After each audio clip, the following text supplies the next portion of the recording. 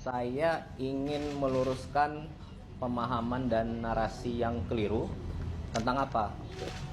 Jadi kemarin ada sedikit pihak yang menyampaikan bahwa program makan bergizi gratis itu mengurangi program dan anggaran pendidikan, sehingga sekolah terbengkalai, kemudian guru-guru tidak diperhatikan.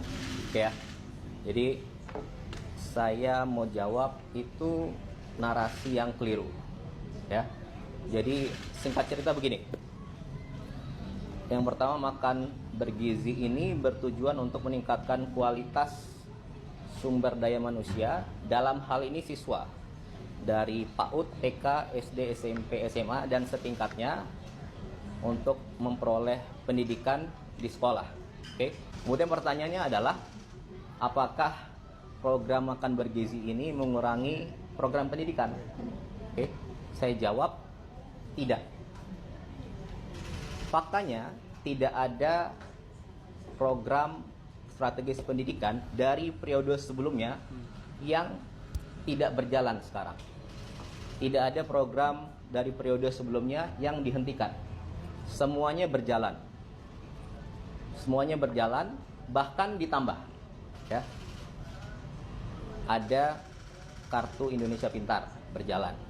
Ada program Indonesia Pintar berjalan. Bahkan Presiden Prabowo menambahkan ada sekolah rakyat. Untuk apa? Anak-anak yang tidak bisa sekolah, putus sekolah, atau mungkin bahkan dia tidak pernah sekolah, disekolahkan di sekolah rakyat. Ya, diberi penginapan, diberi pendidikan, diberi makan gizi dan dijamin kesehatannya. Kemudian yang kedua, ada yang bilang sekolah terbengkalai. Iya, itu adalah masalah dari dulu. Sekolah rusak, sekolah ada yang kurang baik. Nah, dan Anda harus ingat, sekolah itu adalah kewenangan dari pemerintah daerah. Aturannya seperti itu. Jadi SMA itu kewenangan gubernur, SD dan SMP itu kewenangan bupati dan wali kota. Tapi di zaman Bapak Presiden Prabowo, karena dari dulu sudah rusak dan bermasalah tapi tidak tertanggulangi, kita renovasi. Ya, faktanya di tahun 2025 saja sudah ada sekitar 16.000 sekolah yang direnovasi. Datanya ada, fotonya ada, Anda bisa cek. Oke, dengan total anggaran sekitar 17 triliun diwadahi oleh Mendikbudristek. Itu ya. Itu yang kedua. Kemudian yang ketiga, ada lagi yang bilang guru-guru tidak diperhatikan. Faktanya ada 3 nih. 1, mengenai guru honorer. Ya, saya mau sampaikan bahwa secara kewenangan guru honorer itu ada di bawah pemerintah daerah. Oke? Tapi pemerintah pusat memberi insentif. Insentif itu bukan gaji. Insentif itu tambahan. Oke? Dan tambahan ini berapa? Dari tahun 2005 sampai 2025 ada namanya insentif. Dan baru naik di zaman Presiden Prabowo. Oke, menjadi 400.000. Jadi Anda bayangkan selama 20 tahun insentif itu belum pernah naik. Baru naik di tahun lalu menjadi 400.000. Itu 1. Kemudian yang kedua, ada tunjangan guru non ASN, ya.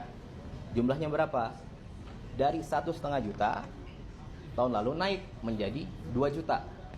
Oke. Kemudian yang ketiga, apalagi kebijakannya? Yang paling dirasakan oleh guru-guru adalah, jadi dulu pemberian tunjangan honor itu melalui transfer ke daerah, pemerintah daerah yang beri. Dan itu 3 bulan sekali baru dapat.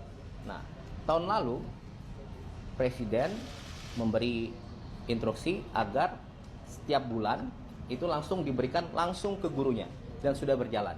Oke? Tentunya semua tadi diwadahi oleh Kementerian Dikdasmen. Oke? Nah, itu.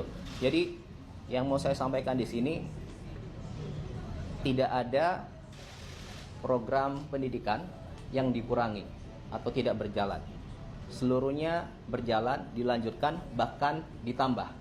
Dan lebih detail, lebih fokus kepada siswanya, sekolahnya, dan juga gurunya.